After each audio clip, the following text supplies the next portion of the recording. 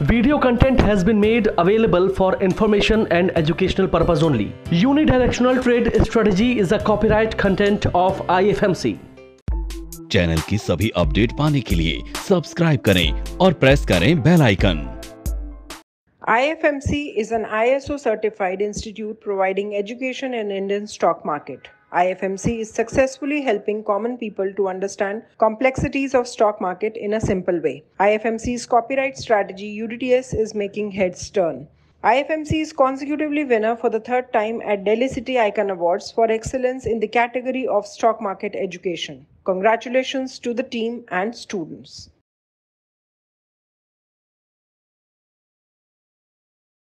Good morning and welcome to the episode of तैयारी अगले सप्ताह की। दोस्तों, हमने देखा निफ्टी जो है करीब 16,000 के आसपास आ चुका है।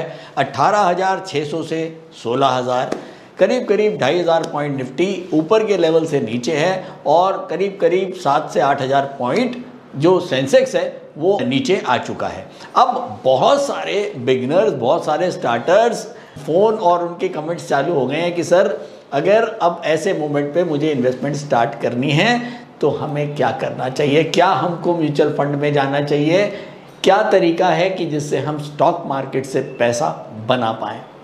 तो आज मेरे उन सभी लर्नर्स के लिए, उन सभी बिगिनर्स के लिए, स्टूडेंट्स के लिए जो बहुत लोग स्टार्टअप करना चाह रहे हैं स्टॉक मार्केट में, कि जल्दी से क्विक वे में आपको बताऊंगा कि स्टॉक मार्केट से पैसा कैसे बना सकते हैं। दोस्तों, स्टॉक मार्केट से पैसा बनाने के लिए केवल और केवल दो ही तरीके हैं, एक है इन्वेस्टिंग और एक है ट्रेडिंग। दोनों ही बिल्कुल अलग सिनेरियो पे काम करते हैं। ट्रेडर बिल्कुल अलग सोच का होता है, इन्वेस्टर की सोच बिल्कुल अलग होती है।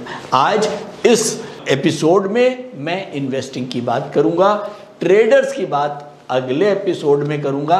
तो आज इन्वेस्टिंग, कैसे नए लोग इन्वेस्टमेंट को स्टार्ट कर सकते हैं और स्टॉक मार्केट से हम पैसा एक अच्छे तरीके से बना सकते हैं। हाँ दोस्तों, ये तो हम सबको पता है कि इंडियन इकोनॉमी ग्रोइंग इकोनॉमी है और आने वाले टाइम में लॉन्ग टर्म में स्टॉक मार्केट बढ़ेगा।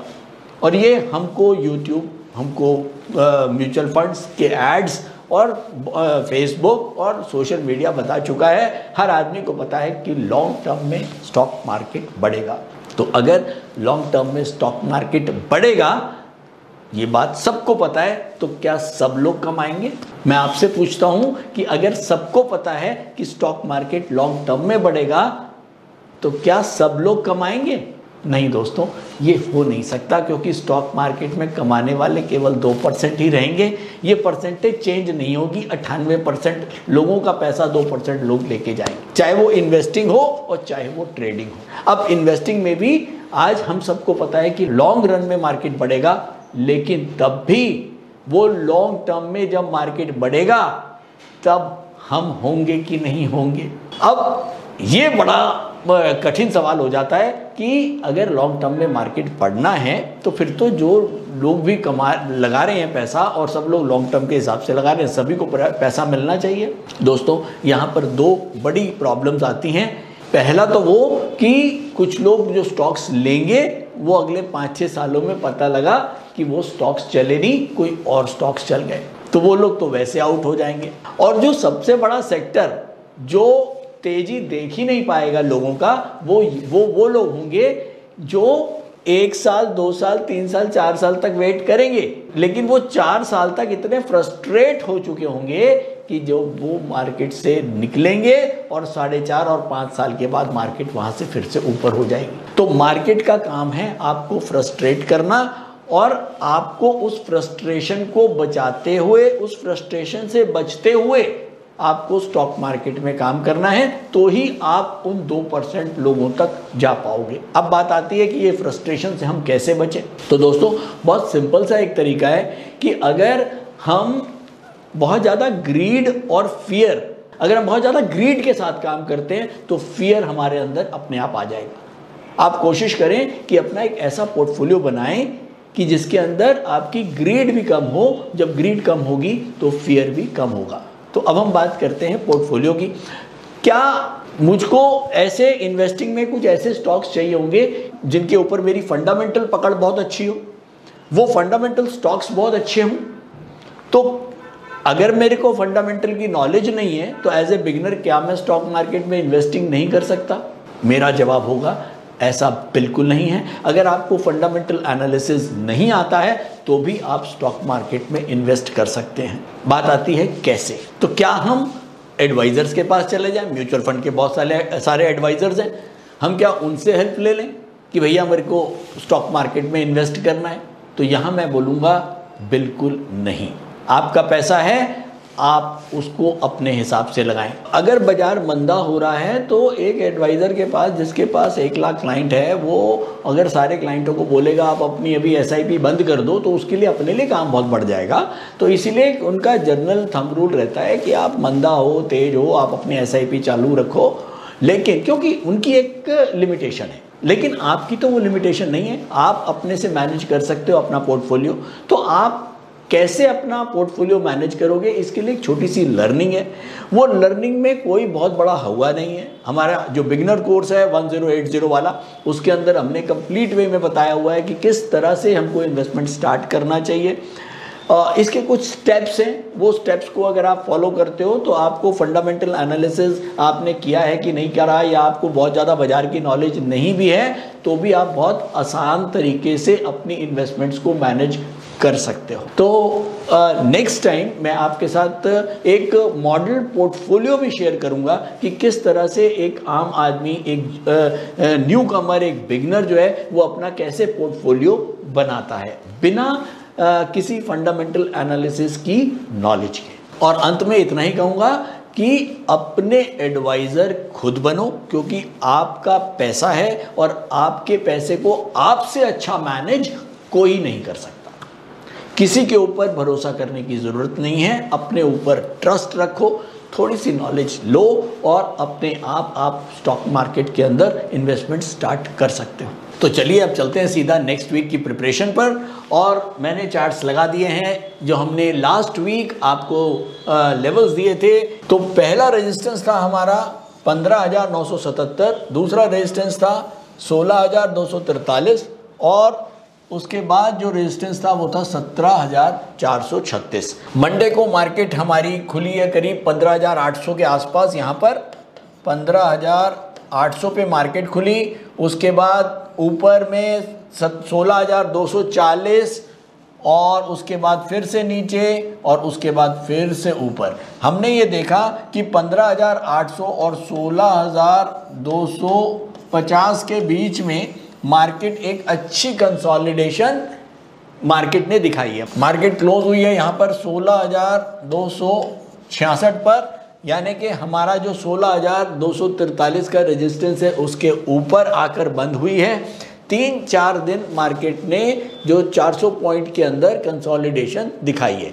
ये एक बेटर साइन बहुत दिनों के बाद मार्केट को मिला है कि मार्केट अपने डेली और वीकली रेजिस्टेंस के ऊपर क्लोज हुई है।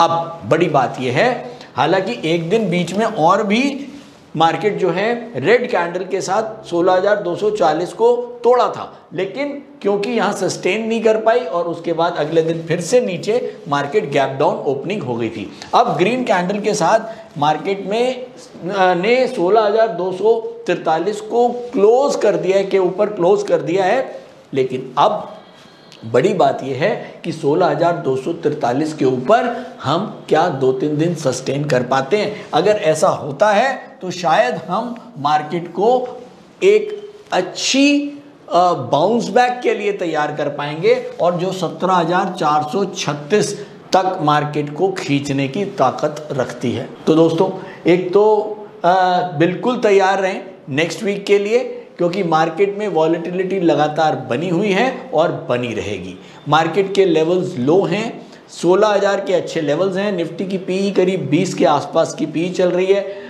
जो अच्छे स्टॉक्स हैं, अच्छे सेक्टर्स हैं, अगर आप उनके अंदर इन्वेस्ट करते हैं लॉन्ग टर्म के लिए, केवल वही पैसा डालें जिनकी आपको अभी जल्दी ज़रूरत नहीं है। लॉन्ग टर्म का मतलब ये नहीं है कि आप 6 महीने, 1 साल, 2 साल, 3 साल, नो, आप दिमाग में मान के चलो कि कम से कम 8 साल। आपको पैसा, आपका प्रॉफिट 4 साल में मिल गया, बहुत बढ़िया है, लेकिन आप 8 साल मिनिमम मान के चलो। क्योंकि हम जितना वर्स्ट मान के चलते हैं और अच्छा हो जाता है तो कोई बात नहीं, लेकिन हम पहले से ही हम एक 2 साल 3 साल का मान के चले और 4 साल तक मार्केट नहीं चली तो फिर हम फ्रस्ट्रेट हो जाएंगे। जैसे कि मैंने आपको बताया कि हमको फ्रस्ट्रेट नहीं होना।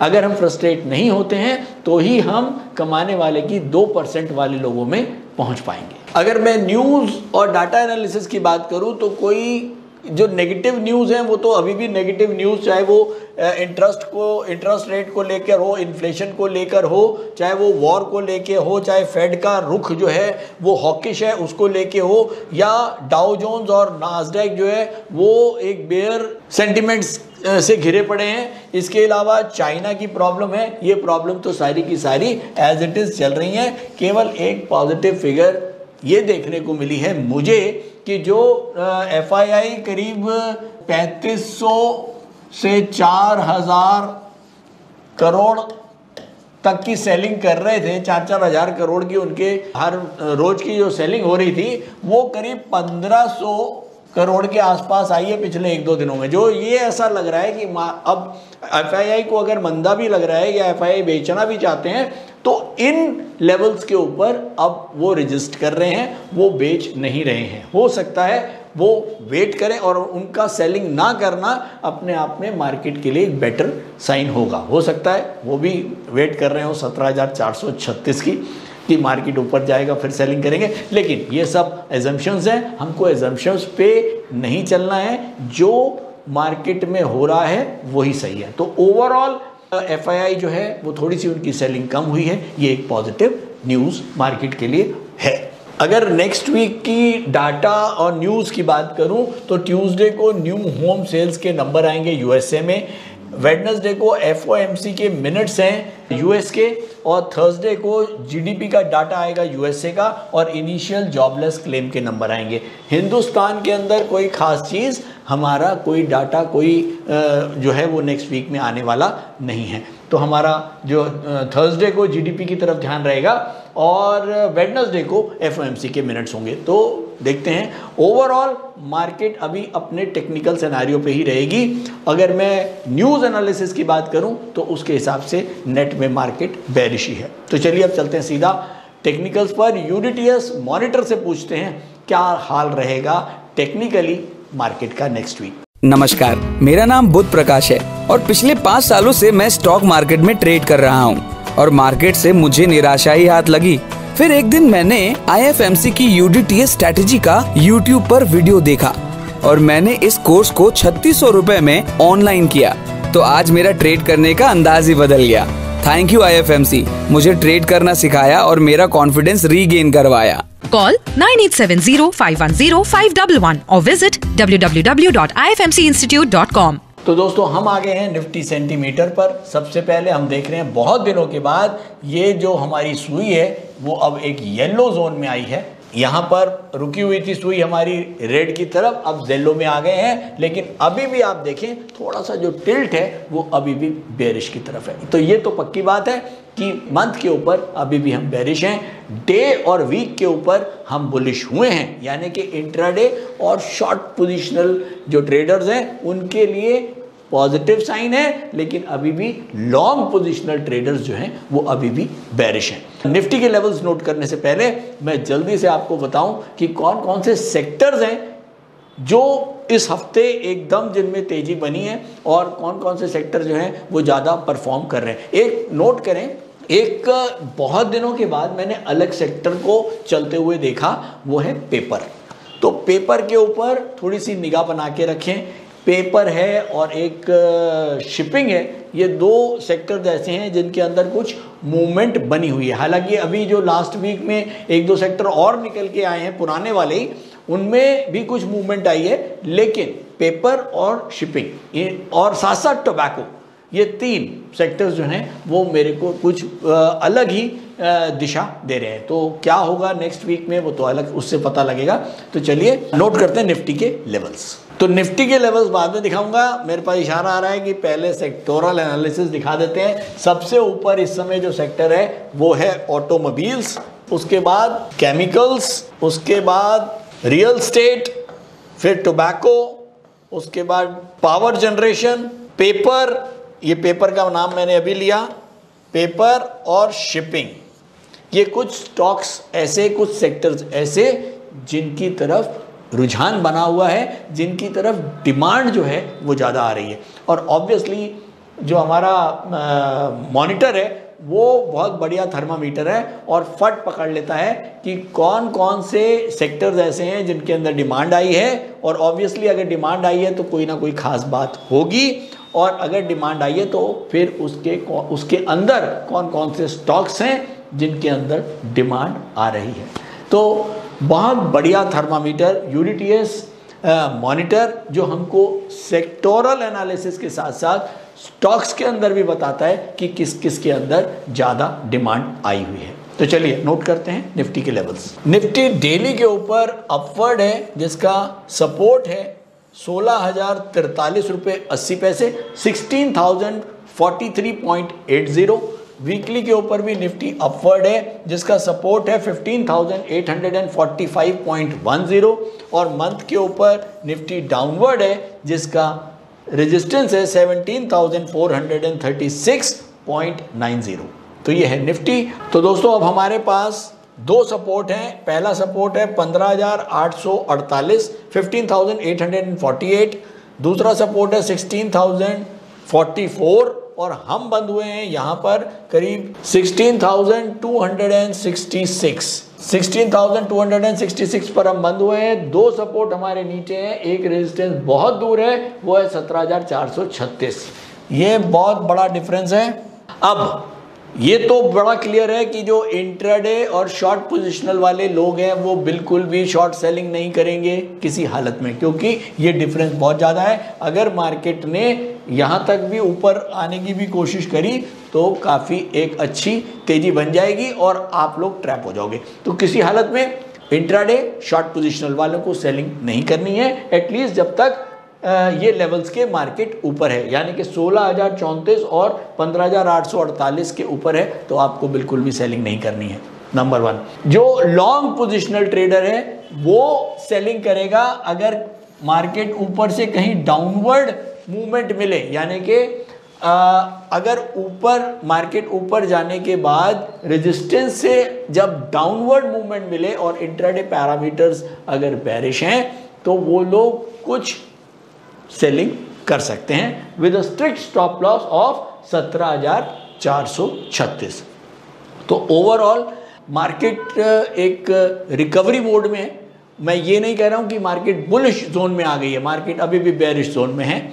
लेकिन सबसे बड़ी बात कि 16,000 जो हमने लेवल बताया था, 16,227 के ऊपर मार्केट अगर एक आध दो दिन सस्टेन कर जाती है मंडे ट्यूसडे वेडनेसडे तक, तो हो सकता है मार्केट में एक अच्छी और रैली बन जाए जो मार्केट को कहीं ना कहीं 17,436 के और क्लोज ले जाने की कोशिश करेगी। और कहीं अगर जो निफ्टी है वो 16,227 के ऊपर सस्टेन नहीं कर पाया और वापस जो है वो 16,044 के नीचे निकलने की कोशिश हो और उसके बाद अगर कहीं 15,848 से भी नीचे निकलने की कोशिश हो तो फिर तैयार रहें एक और बड़ी गिरावट देखने के लिए। तो दोस्तों आज के लिए इतना ही।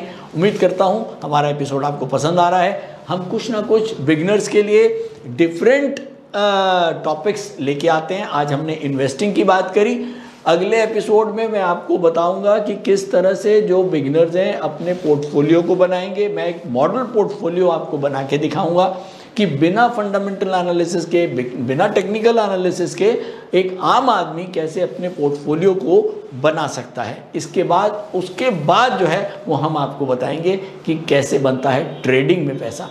तो वेट करें नेक्स्ट वीक के लिए। स्टॉक ट्रेडिंग के दौरान मुझे क्या खरीदना चाहिए और मुझे क्या बेचना चाहिए, मुझे कब खरीदना चाहिए और मुझे कब बेचना चाहिए, ये सवाल आपको परेशान करते हैं। तो चलिए सिंप्लीफाई करते हैं स्टॉक ट्रेडिंग को और निकालना सीखते हैं वो एक्यूरेट पॉइंट्स जहां हमें स्टॉक को बाय या सेल करना है। मेरे यानी मनीष तनेजा के साथ IFMC की यूडीटीएस स्ट्रैटेजीज से। यूडीटीएस यानी यूनिडायरेक्शनल ट्रेड स्ट्रैटेजीज जो है हर स्टॉक ट्रेडर की पहली पसंद, जो बनाती है स्टॉक ट्रेडिंग को सिंपल, एक्यूरेट और स्ट्रेस फ्री। यूडीटीएस स्ट्रैटेजीज सभी इंटरवल्स पे काम करती है, चाहे वो इंट्राडे हो, पोजिशनल हो या लॉन्ग पोजिशनल हो। मेरे 26 सालों के एक्सपीरियंस और एक्सपर्टीज का निचोड़ है यूडीटीएस। आईएफएमसी की लोकप्रियता का राज है उसकी copyright strategies and IFMC is unchallenged leader in stock market education. IFMC is now a school of 10 million learners, awarded twice by Delhi City Icon Awards. So let's begin UDTS online course by IFMC.